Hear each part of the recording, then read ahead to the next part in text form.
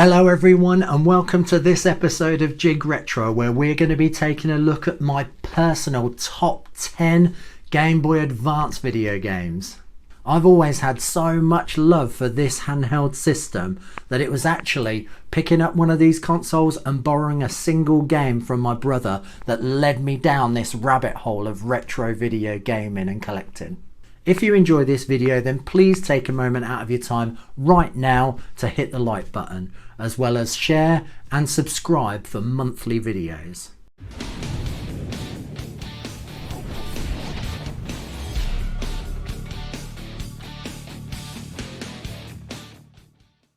Back in the day, I was fortunate enough to own all iterations of the original Game Boy, from the original DMG brick Game Boy to the Game Boy Pocket, to the Game Boy Color, to the original model of the Game Boy Advance and the Game Boy Advance SP, and let me tell you, I squeezed every ounce of value out of each of them. Admittedly, I never did own the impressively tiny Game Boy Advance Micro, but the lack of backwards compatibility meant that I saw it as a bit of a last minute cash grab and a bit of security for the uncertain future of the recently released Nintendo DS, as potentially that may have come across as fairly gimmicky. As soon as I got my original iPhone 3GS and I saw the gaming potential as far as goes the graphics, then unfortunately the days of my Game Boy Advance back in the day were numbered. Little did I know that trying to use touchscreen controls was pretty much game breaking once the novelty of the graphics had worn off, and I was left craving for my Game Boy Advance SP once again. Man, when I picked one up again after all those years and I really deep dove into that library, I was hooked.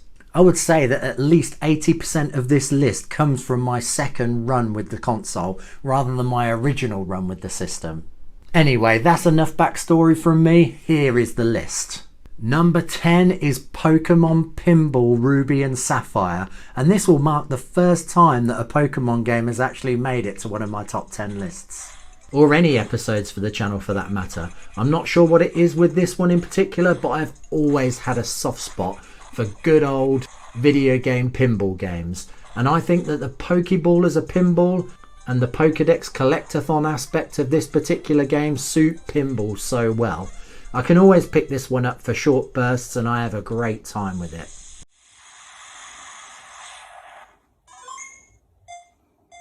Number 9 is Mario Kart Super Circuit. This is honestly just one of the best Mario Kart games in my opinion. It runs a beefed up version of a Mode 7 type approach to the tracks with what almost looks like pre-rendered assets. And on the small screen of the Game Boy Advance, it really looks almost as good as the much more powerful N64 counterpart. It plays fantastically, the tracks are really great, and some of the highlights can still be seen in Mario Kart games to this day.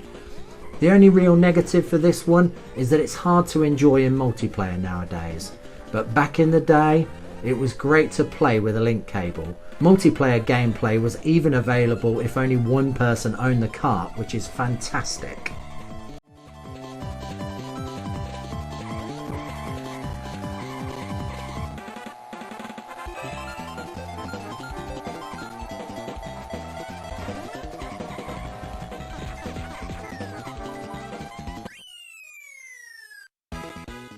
Number 8 is the surprisingly great Tony Hawk's Pro Skater 2 conversion for the Game Boy Advance. When this one was first released, I was skeptical, and the stills from the gaming magazines at the time don't exactly do it justice. But the reality is that this is the full game experience, but for obvious reasons they chose to go with an isometric view.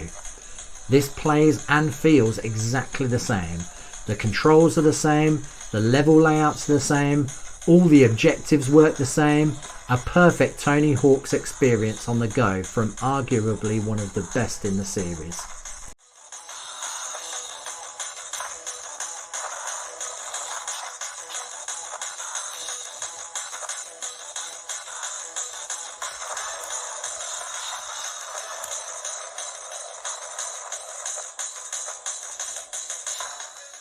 Number 7 is another fantastic Game Boy Advance conversion, and that is Doom. This is actually the first time I ever really played through an entire Doom game. I honestly loved it. Now obviously with the gameplay footage here it's all blown up and you can tell the graphical downgrade we are working with here. But playing on the small screen of the Game Boy Advance it plays really smooth, and I promise you are hard pressed to see the differences with the big boy conversions of the PlayStation, for example. It is surprising how great this is, especially seeing that so many more powerful systems struggled so much, like the SNES, the 32X, and even the Saturn to an extent.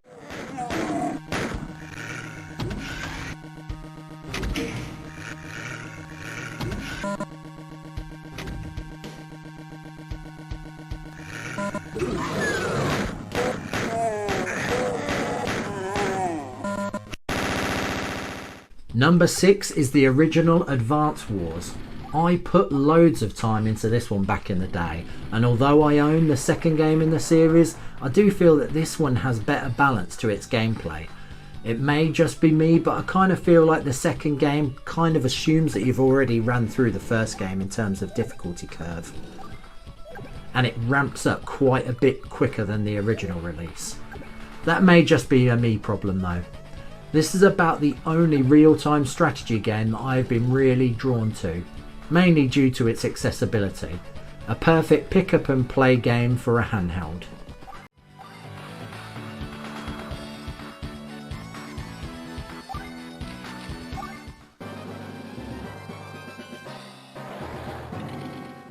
Number 5 is Fire Pro Wrestling. Now if you're a fan of wrestling video games in general and don't know of this series, then you are really missing out. And you owe it to yourself to check it out. This is a non-licensed game that has a stronger link to the slightly more sporty Japanese presentation of pro wrestling, rather than flamboyant and entertainment side shown in the States. Although this series of games has been released on other systems, I feel that it works absolutely great on the Game Boy Advance due to its more cartoon 2D style and the ability to pick up and enjoy a match and then put it down again. Don't let the aesthetics fool you though, as this game is deep and the movesets that you are able to pull off so simply with a few controls is comparable to the Aki N64 wrestling games. The timing of how to pull off all of these moves and the importance of the breathing mechanic can take some getting used to, but in no time you will be seriously throwing down in this game. Even though it is unlicensed, there is a great create or edit a wrestler feature, and by following some simple guides online you can create all of your favourites, really making this one of the greatest wrestling games, and putting together dream matches is endless fun.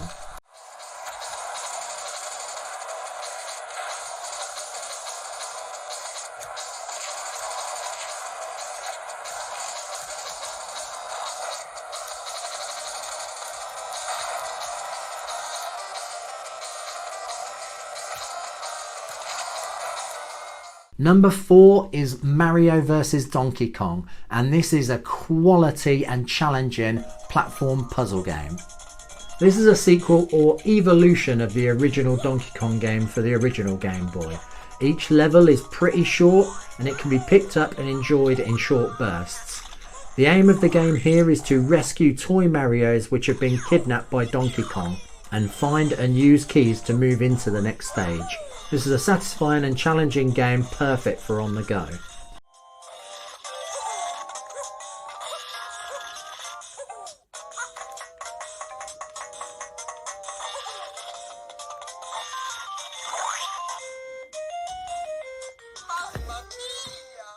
Number 3 is WarioWare Inc. and this game is just bonkers.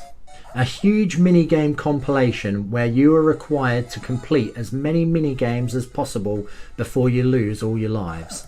The games pop up in quick succession and you have mere moments to follow the brief on-screen prompt to complete the minigame. The first, and to be honest, still probably the best game in the series, although I also have a soft spot for the even more bonkers Wii WarioWare Smooth Moves. This is the epitome of a sublime pick up and play title, and the constant desire to beat your previous runs in each theme stage adds a surprising amount of longevity. The desire to unlock every single minigame adds to this even more. Having an unlockable and pretty complete Wario-themed version of Dr. Mario rounds off this sublime game nicely. This is a must-play in my eyes, and I have sunk hours into this one over the years.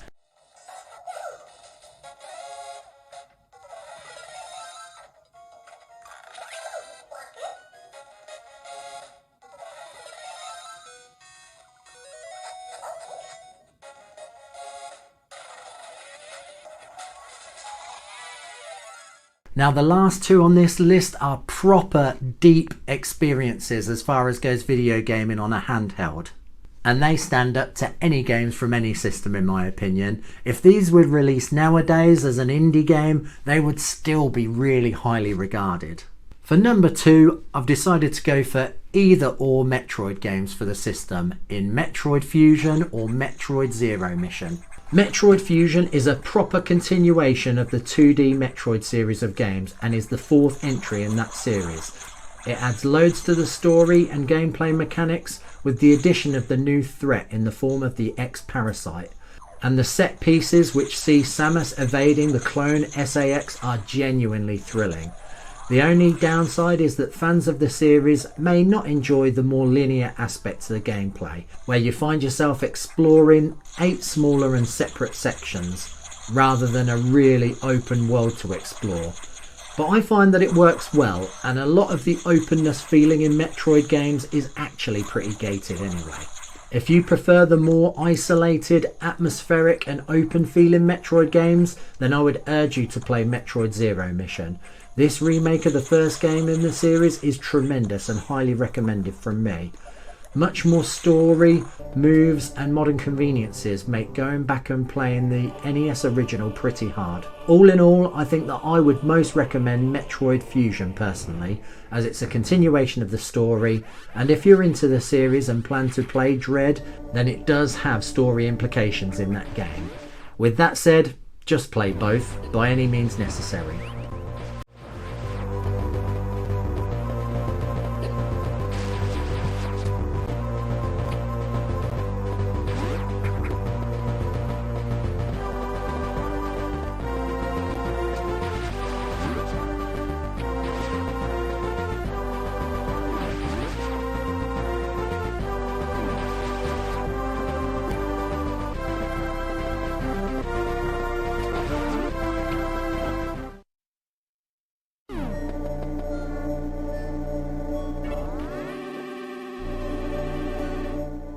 Finally, number 1 is Castlevania Aria of Sorrow.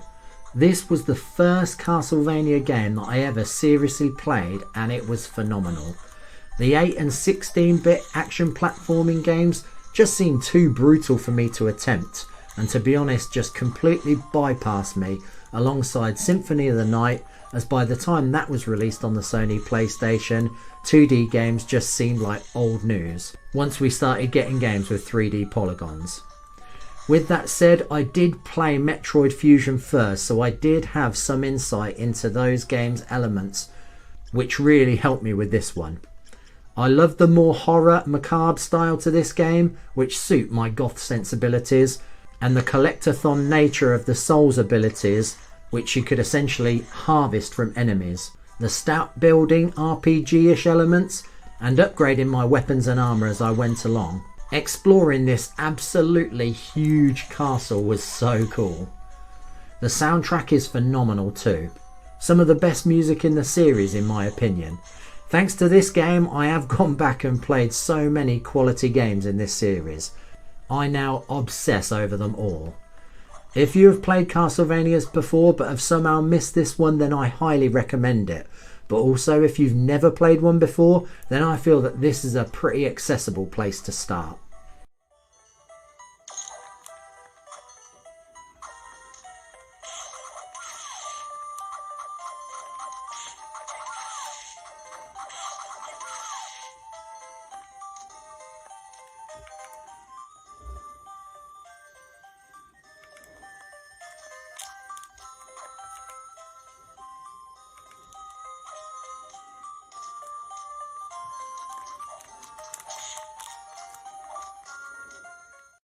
So that's the list. I really hope you've enjoyed it, but I can almost hear some of you ranting and raving now that your favourite RPGs haven't made it to the list. But I find those games just too epic to play on a handheld system. So no Final Fantasy, no Golden Sun, no Zelda, and no Pokemon. Take of that what you will. On handhelds, I generally find myself just playing in short bursts. Maybe I will look to find RPGs later in life, maybe when I'm retired and I've got more time on my hands. As of right now, I find it too hard to commit that sort of time to it, and I just wouldn't play it regularly enough to keep up with the story. If you feel there are any glaring omissions to this list, then please add them to the comment section down below. I absolutely love this system and love finding out new games to play for it. Admittedly, I would actually like to play Gunstar Superheroes, but to be honest, in Europe that game has got pretty pricey, so I might have to emulate it at some point. I love the Sega Mega Drive original. Anyway, thanks for watching, much love, please look after yourselves and each other and get your geek on with Jig Retro.